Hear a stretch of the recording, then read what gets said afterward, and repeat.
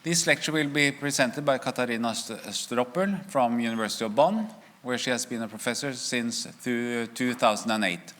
She received the Whitehead Prize from the London Mathematical Society and the Leibniz Prize in 2023.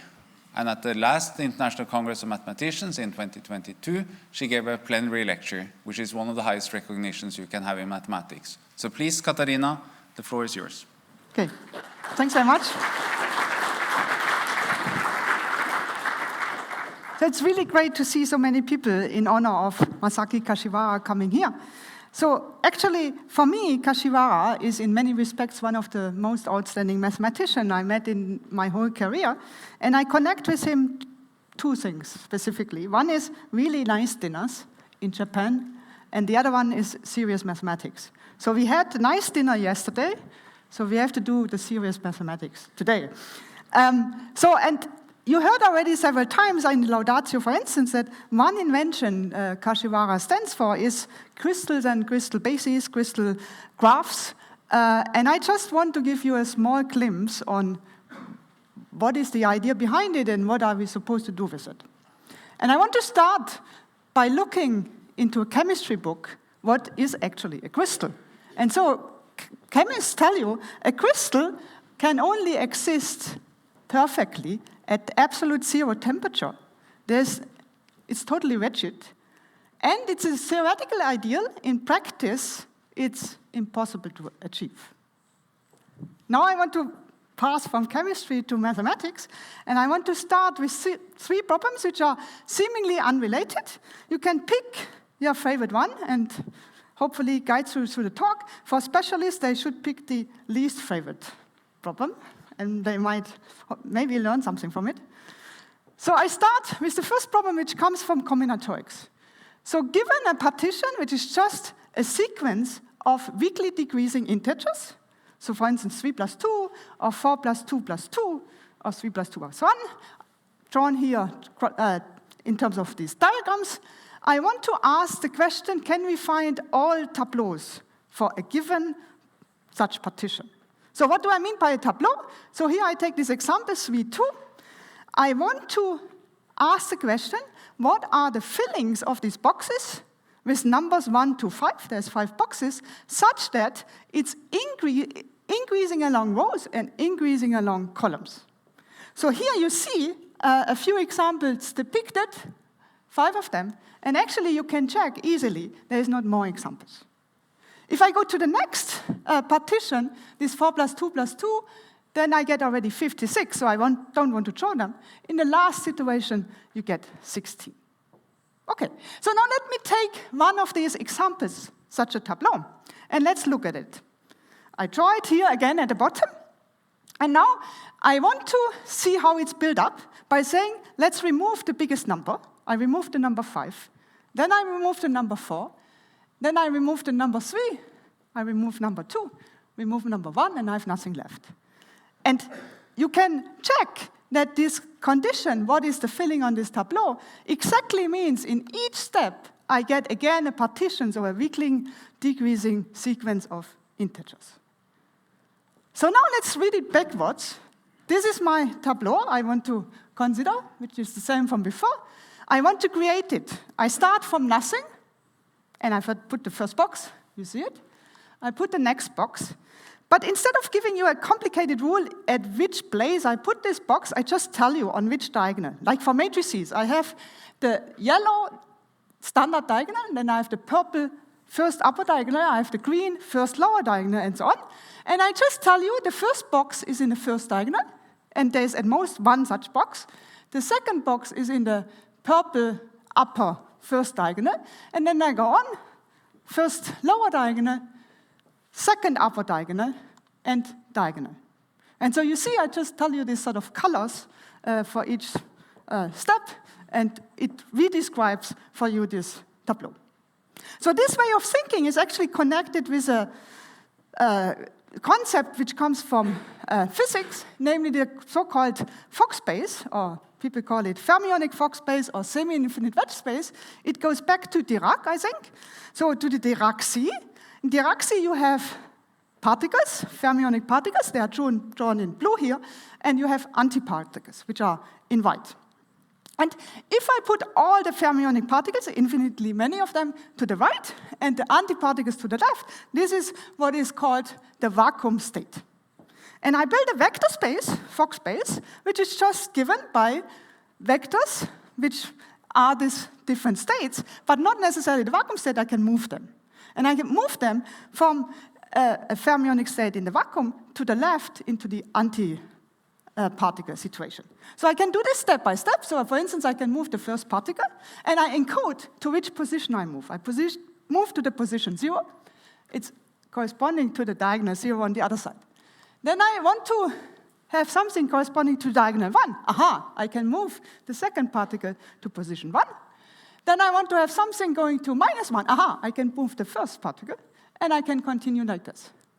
And you can check that it's actually the same kind of combinatorics of putting boxes versus I move these particles. And you have to be careful, it's fermionic, so you can't collide two particles, otherwise it would be killed. Okay? So that means I can reformulate my combinatorial problem in the sense that I want to find all ways to create a certain fermionic state out of the vacuum state by moving this around. Good. Second problem is geometry. It's totally different, and I hope you all know this familiar space. I take a vector space, for me C to the D. You can also take a real vector space if you want, and I look at all lines. You see them on the top. That means one-dimensional subspaces in there. That's a nice space, which is called the projective space. I can generalize it a little bit by going to Grassmannians. So here I have the example of two-dimensional space. You see at the top, you see this plane coming in. So find all two-dimensional spaces. And then combine this. I take one dimension inside two dimension inside three dimension, and you see it's one dimension inside two dimensions, so it gives this nice flags here. And I put them together. GLD acts on C to the D. The fixed point subgroup of an arbitrary flag is some group, and it's a nice homogeneous space. So the space or manifold or variety, whatever you prefer, of flags. Now, out of this, I want to create a more complicated thing. So what I can easily do, I can take several vector spaces, one of dimension D1, one of dimension D2, etc., and I put flags at each point. Okay, that's more complicated, but somehow not so much more complicated because they don't interact. So let them interact. To let them interact, I do something which is very common in representation theory. I look at representations of a quiver. So what is a quiver? Quiver is just a bag of arrows. And this bag of arrows really comes in terms of what is shown here, an oriented graph. And the number of vertices I want to be the same as the number of vector spaces I put. And now I combine them by saying I take vector spaces together with flags and linear maps going between them such that they are compatible in the sense that the i's subspace is mapped into the i's subspace of the next vector space. And so this complicated collection of vector spaces, flags, and linear maps, this is called quiver flag variety because it combines quiver representations with flags. And so this is a complicated space. We want to study it. And to study it, one can use algebra and apply some appropriate homology theory to it and create out of this an interesting algebra. And these are the Quiver-Hecke algebras, which, if you listen carefully, already appeared in the previous talk. So understand this Quiver-Hecke algebras. That's the second problem. Now let's go to the third problem. And the third problem is representation theory. So what is a representation? I have a vector space and an action of, say, for instance, a group. Or if we are in Oslo, we really should take a Lie algebra because Sophus Lie gravestone is next to here.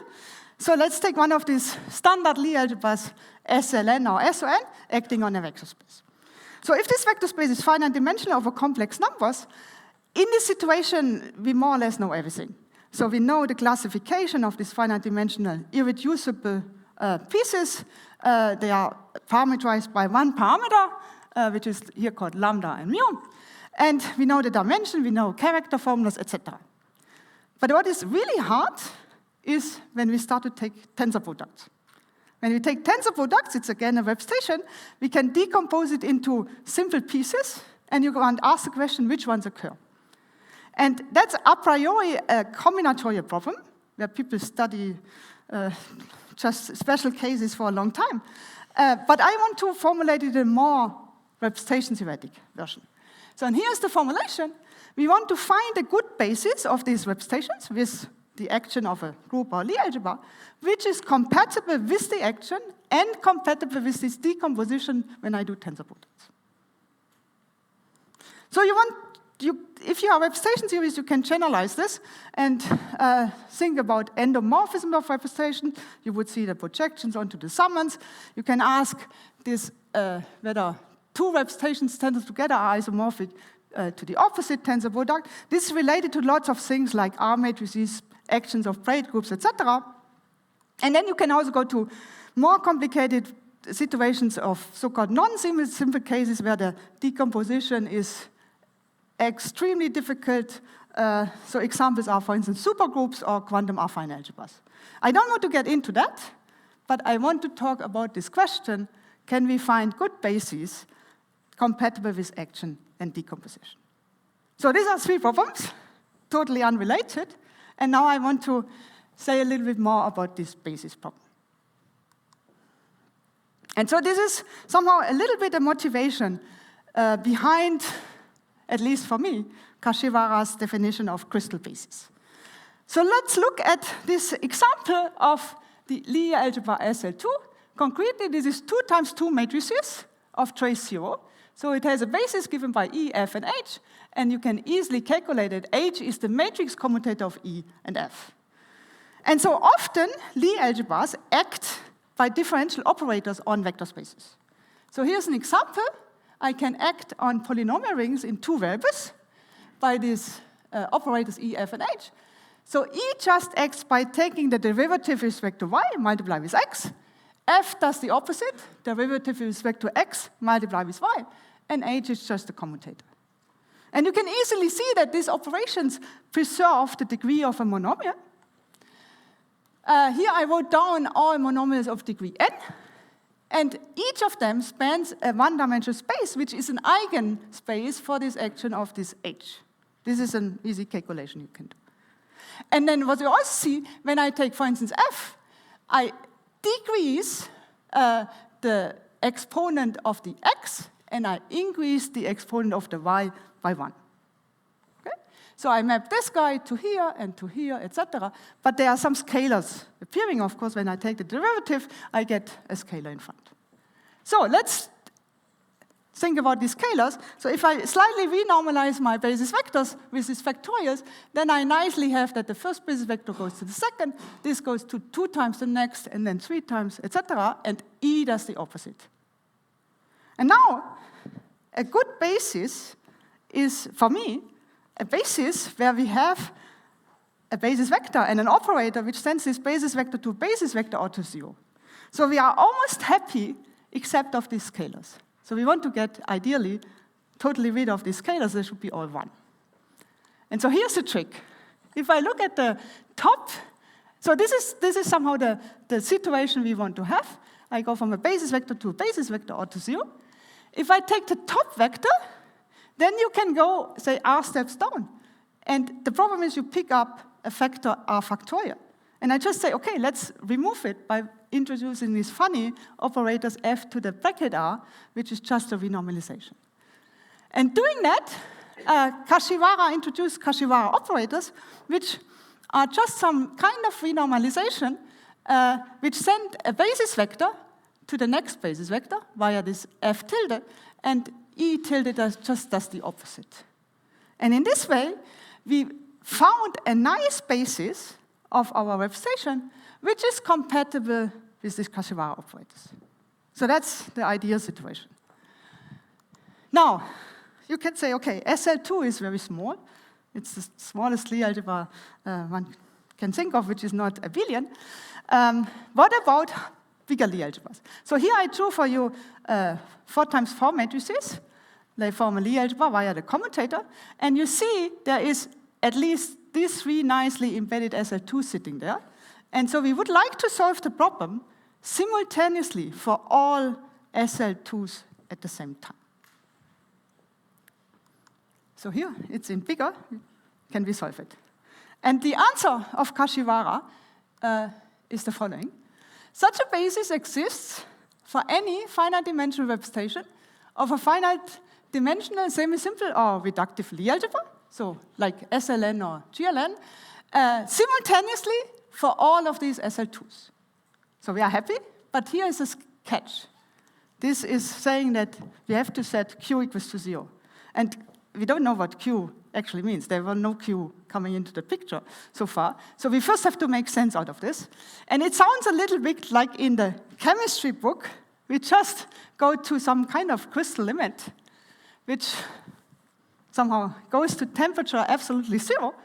And okay, that's a theoretical ideal, but it's practically impossible. So let's try to make somehow something out of it.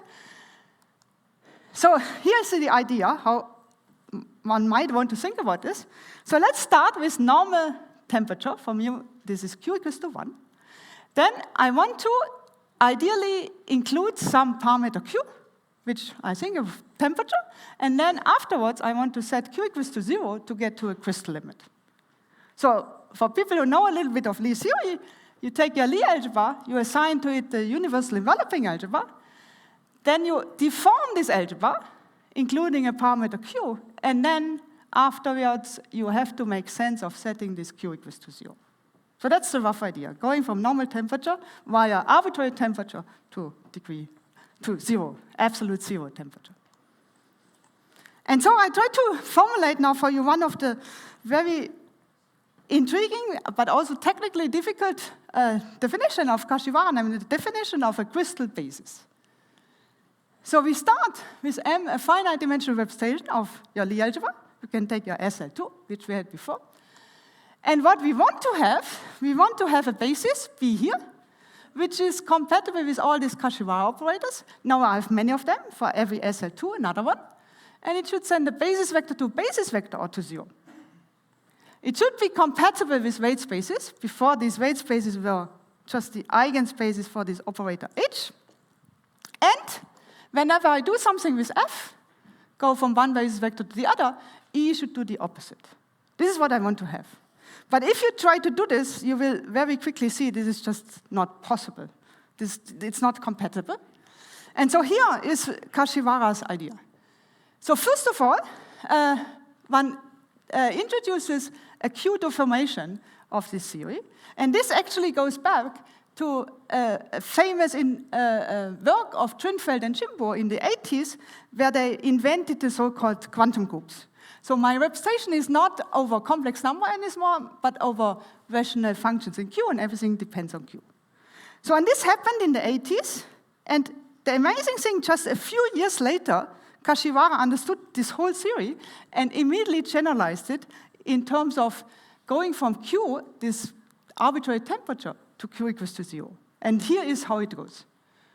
So you have now this Q-dependent version, whatever it is, and then he said you should take inside there a full lattice such that this lattice can be equipped with a basis in the following sense. So now I go back to down to temperature 0, which means I take this lattice modulo Q times the lattice. So lattice modulo Q times the lattice, this modulo Q just forces Q to be 0. And so inside here I have a basis. And that's the definition of a crystal basis. I have to go to this complicated quotient and find a basis there. So for me, a crystal basis is not a crystal basis of the representation. It's a crystal basis for the representation, because it's not a basis for the representation of the representation, it's a basis of this thing here. Okay, so now we are in a situation like in the chemistry book. We have a definition. It looks a very nice definition, but it's not clear whether we can achieve such a thing or whether it's just a theoretical ideal situation. But here is the result. Kashiwara showed that crystal basis exists for any finite dimensional representation, even much far beyond the finite dimensional theory. It's even unique when I have an irreducible representation. And we saw it already in SL2. It looks like this. I have a basis vector, and my operators, which is in this case only 1, sends this basis vector to the next one or 0. So if you go to a more interesting situation, for instance, an exceptional Lie algebra E7, I show you just the easiest example of the first fundamental representation. You see there's many colors occurring, 7 of them. They all correspond to a nicely embedded SL2, but they interact in a highly non-trivial way. And Kashiwara showed that this construction is compatible with direct sums and direct summands, and it's stable under, in some kinds, stable under tensor products, which is a highly non-trivial result. And the proof of this theorem, this is a famous grand loop argument. It's a huge induction. It actually involves 14 interlinked inductions. So it happened in the 1990s, and as far as I know, so far, nobody really could replace this complicated induction argument by an alternative, maybe easier argument. There's in certain special cases, there's different proofs, but not in the full generality. And just want to show you, here is the paper of Kashiwara. You see the grand loop argument, and you can see the induction roughly takes 15 pages. And here at the bottom, you see another paper which explains explicit forms of these crystals, or these crystal graphs displaying this action on these basis vectors for classical Lie algebra. So there's explicit realizations. So this is the definition of crystal basis, and it's quite nice. So I want to now come back to my problem 3 and do an application. So can we use this to actually compute tensor products of representations? So I want to look at a small example. I look at SL3, which is 3 times 3 matrices of trace 0. It obviously acts on the 3-dimensional space, just by matrix multiplication, and it also acts more or less in the same obvious way on the dual.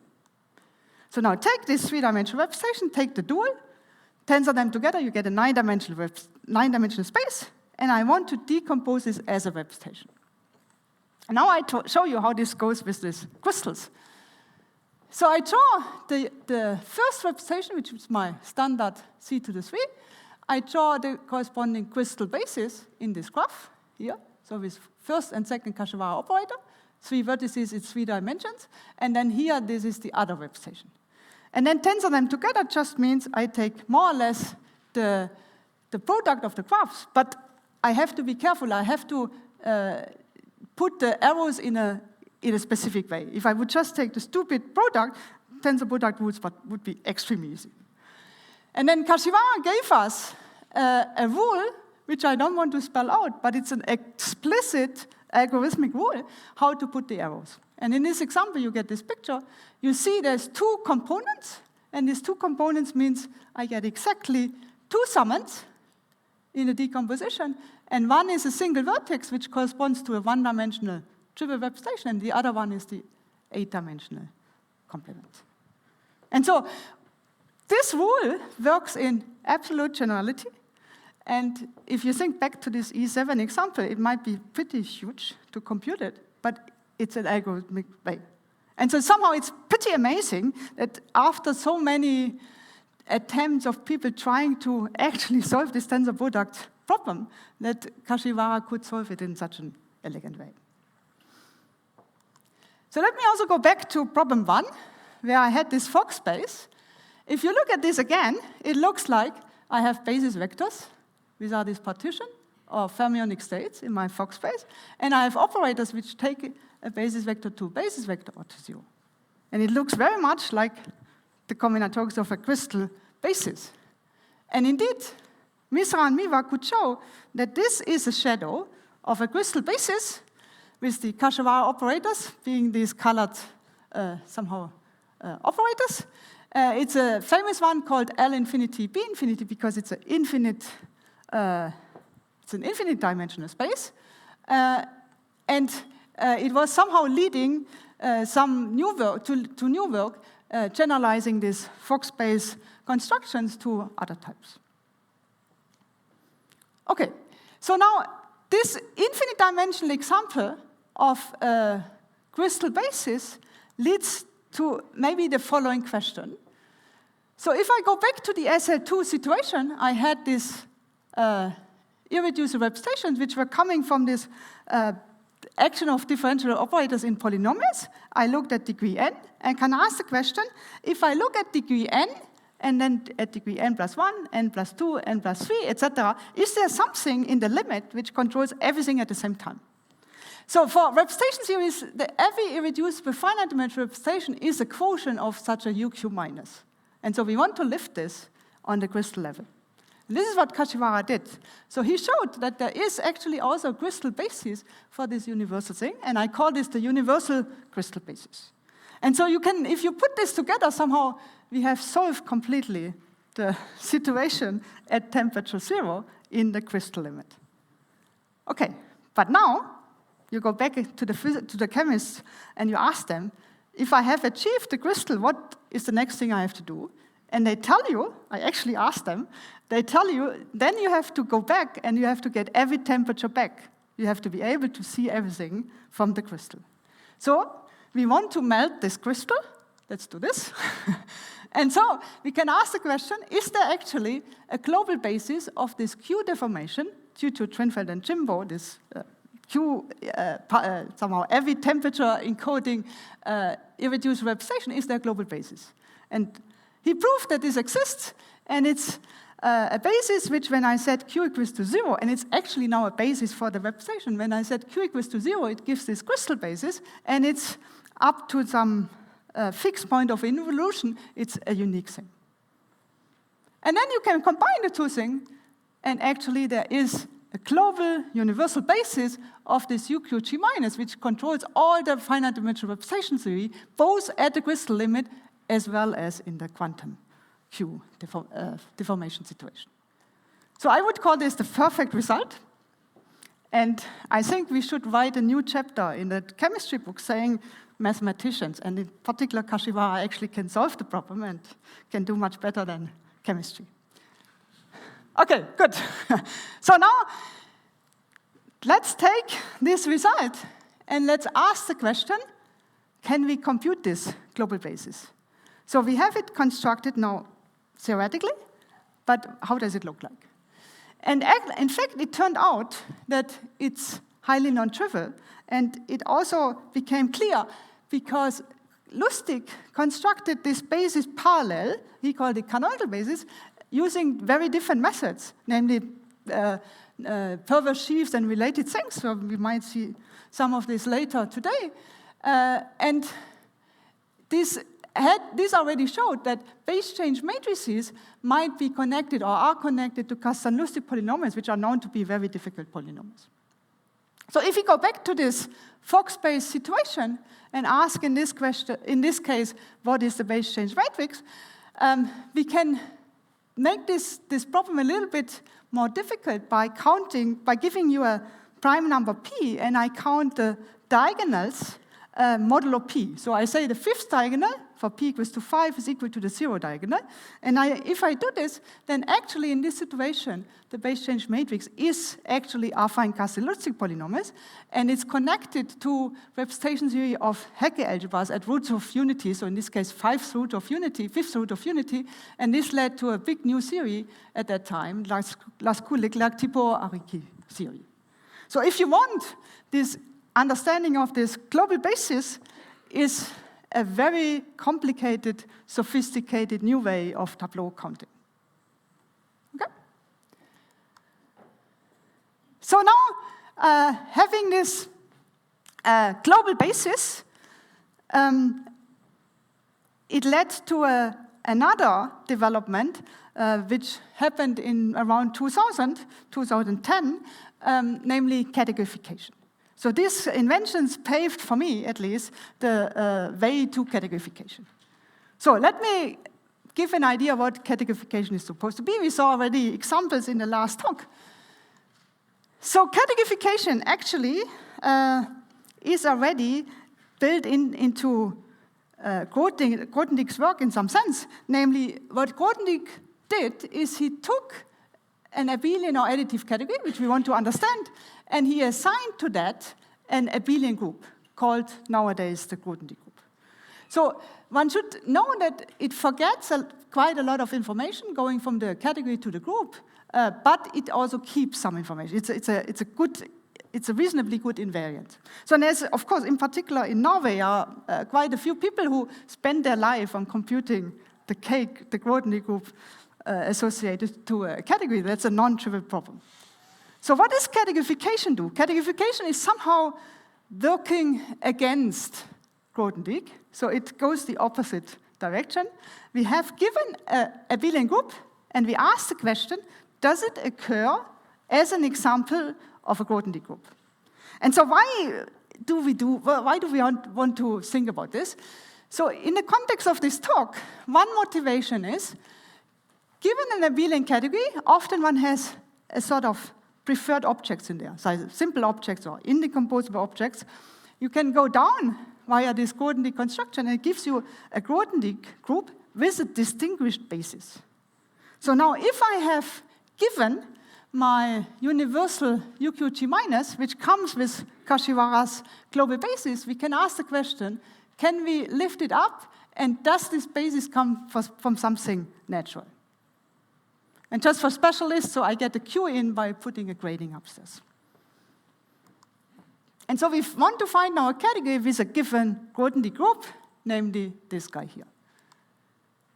And so to do this, I want to collect now things from many different sources, which already appeared in the talk. So we had our simple Lie algebra G. We constructed this UQG minus with a global basis, and we had geometry. And now let's combine it together. So how do we combine it?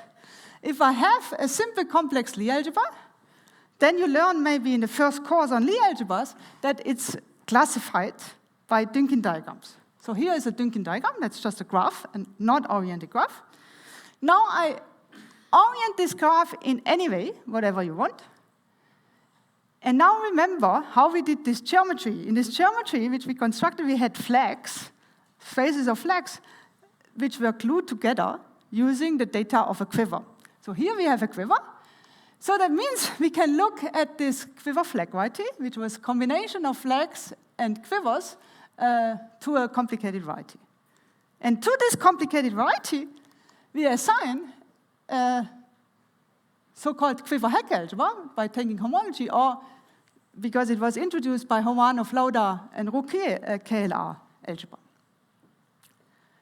So we have that, and I just want to show you, you saw this already in Kashiwara's talk. So this is the presentation of this algebra. And so, I mean, I have the feeling you all think this is complicated and this is not understandable, but actually, I want to emphasize a different thing. I think it's pretty amazing that there is such a presentation. Usually, if you have such a geometric object, there is no reason why this cohomology should have a presentation. And if you just go away from flags to partial flags, we actually don't know a presentation. So you just do a little small generalization and we are stuck. So it is an amazing thing. And there is at least one person in the world, which is Kashiwara, who really understands this algebra in an extremely deep way. And I just want to point out one thing. Here, in the second line, you have xl, xk, xl equals to xl, xk. This tells you that there is a commutative subalgebra, which is coming from the equivariant cohomology of a point. So it's sitting inside there in this complicated algebra. Okay, but I don't want to say more about this presentation. I want to say now, what is the categorification theorem? So that's due to Romanov, Lauda, and Rouquet from the 2008, roughly.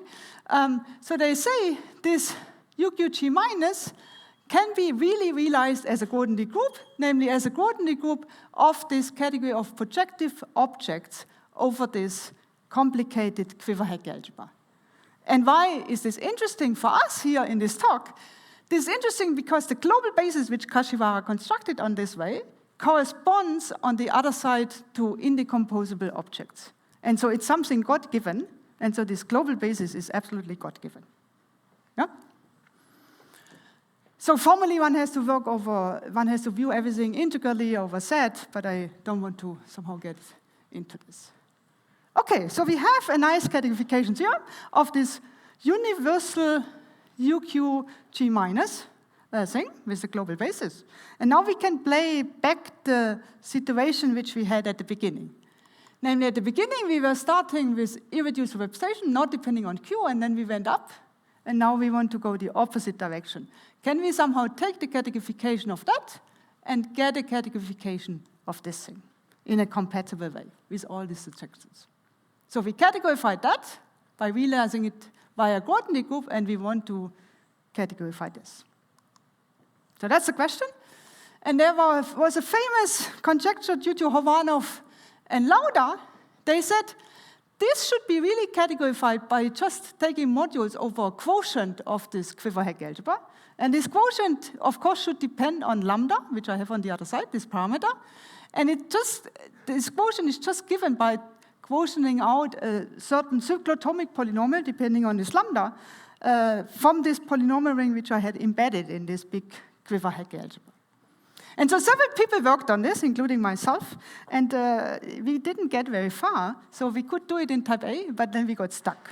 And the reason was because we connected geometry, this Quiver Hecke algebra, with affine Hecke algebra, and this only works in type A.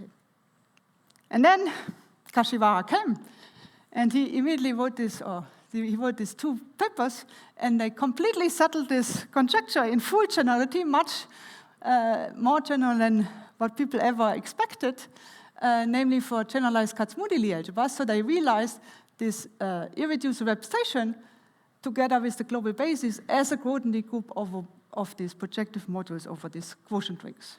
And so behind this is even higher category theory, honestly, but I don't want to get into that here.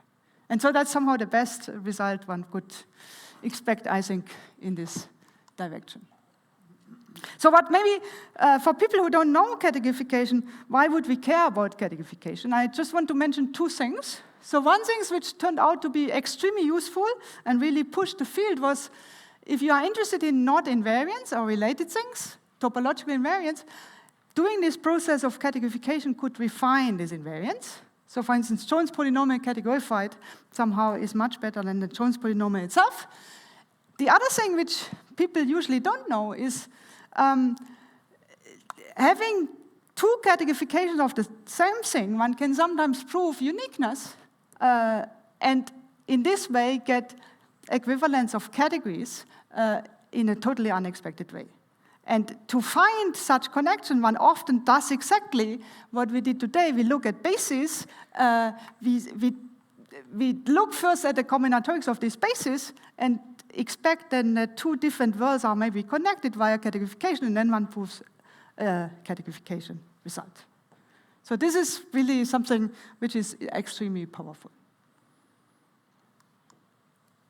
So, but now, after this sort of more abstract category theory in between, I want to go back to classical representation theory again, or maybe not totally classical, but to representation theory again.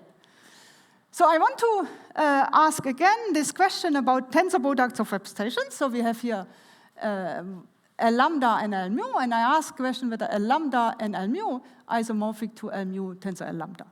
If you take representations of a normal finite group or a classical Lie algebra, of course they are isomorphic. You just swap the two tensor factors, and the action is compatible with that. So this is easy. What you could easily check, if I take three such three representations, and I first swap the first factors, like written here, and then the second and the third, and the first and the second, it's the same thing as I would do first the second and the third, and the first and the second, and the second and the third. So they satisfy these so-called plate relations or symmetric group relations. Of course, the flip map satisfies the symmetric group relations. So now there's the question, can we generalize this to examples where this map is non-triple, and it satisfies this kind of plate relations? And this is a whole theory. It's related to solutions of Yang-Beck's equations and to so-called R matrices. And this invention of this parameter-dependent Q actually led to solutions of interesting representations where this flip map is not a morphism, but where we still can have an isomorphism between L lambda tensor L mu and L mu tensor L lambda. Okay, good.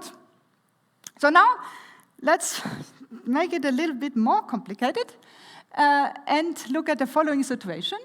So we have a Lie algebra G, we have an irreducible representation L lambda, and now we want to make it more interesting by introducing this, what is called the loop algebra. We introduce an extra parameter T inverse, so we take Laurent polynomials over G, and then our irreducible representation can be lifted to that. And I just have to tell how the T acts. And the T acts by a scalar, it's called the evaluation parameter C. And so we can now combine the two things. We can, on the first hand side, take this T, and on the second side, we can introduce this parameter Q, and we get a complicated lift of this original representation depending on Q, C, and of course the old lambda. So this is what people call the quantum affine Lie algebra. And surprisingly, I would say that so far we don't even understand what happens when we take SL2 in this situation. We don't understand how really tensor products look like. I mean, one knows some combinatorial stuff, but one doesn't know the full tensor category currently. But the question is, can we say something about this isomorphism, swapping these two tensor factors? And of course, we can vary it and make it bigger, take R of them, and put them together. And what happens is something which is really bad. So this R matrix, which is supposed to flip these two factors, this sometimes has poles and is not defined. And I usually said, okay, if this R matrix has poles, I should go home because nothing can be said. But actually, Kashiwara studied these poles in detail, and he also had some of these explanations in his talk. So he studied these poles in detail, and to the set of poles, he associated a quiver. How do we do this? So we have vertices of the quiver are these C's, and going from C to C primed is just giving what is the order of the pole of this R matrix. And now, giving a quiver, we can play our game from the beginning. Giving a quiver, we can do geometry. Doing geometry, we can define this complicated Quiver-Hecke algebra. And then the amazing thing is that there is a connection between modules over this geometrically defined Quiver-Hecke algebra and modules over this representation, the tensor category of modules over this quantum affine Lie algebra. And the result is there is a functor going from one to the other, which is compatible with the tensor product. So in this way, we connect geometry, highly non-trivial geometry, with this representation theory. So that's this monoidal functor. And I just want to say that this fits into a long history of so-called Schur-Weyl dualities and generalizes in a highly non-trivial way. So Schur-Weyl dualities really go back to Schur and Weil in the 1930s, who connected representations of the general linear Lie algebra with the symmetric group. And here it's connecting Quiver-Hecke algebras with this quantum affine Lie algebra. It also proves expectations which were coming from geometric representation theories as well as combinatorials, namely that these characters of these quantum affine representations have an extra parameter T including, and this T comes from the homological grading on the geometry side. And so I would say this gives totally new insights into quantum affine representation theory, and it was also the basic of some of the first steps into the theory which was explained today of Kashiwara of this monoidal categorification of cluster algebras. So, and just going from the crystal bases which were invented from the 1990s, I want to end with new papers which were just appeared in the last few years about monoidal categorification of these quantum affine algebras, which were really doing a big step forward in both cluster algebra theory as well as representation theory. And let me just finish by congratulations again to the Abel Prize.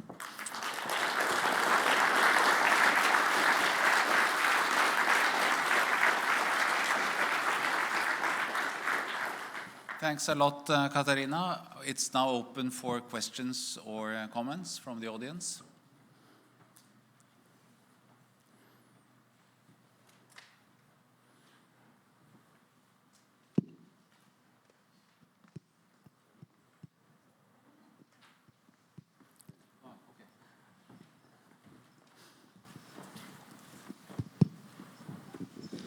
Okay, maybe it's a little far about the topic, but as it involves some quantum, especially about tensor product and representation. I actually would like to know if our mathematicians have some precise understanding of this thing with topological quantum computing. With quantum computing or with yeah, topological quantum computing. I mean, I know there is connections. So, so from my understanding, topological quantum computing sometimes uses easy examples of tensor product decompositions, which we understand mathematically very, very well, and use the combinatorics to write down their models.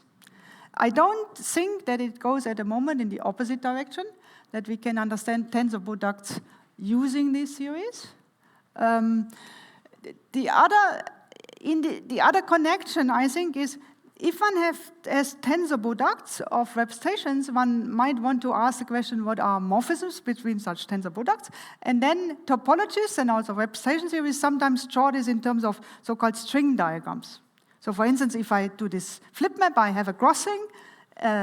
Sometimes I have a pairing, for instance, of a vector space and its dual. I draw a cup and a cap. And these kind of graphical sort of pictures, they are used then also in topological analysis for models. That's some connections.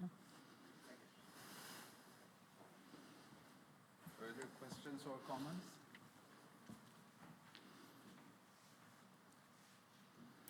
Okay, so one over there.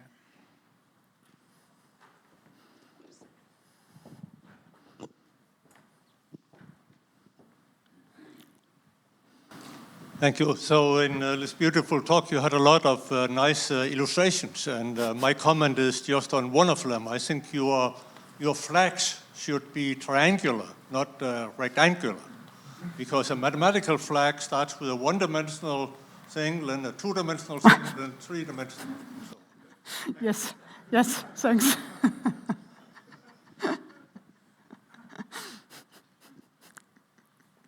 Any final comment? And for arbitrary type, you should also fold them. Yes. Good. A final question?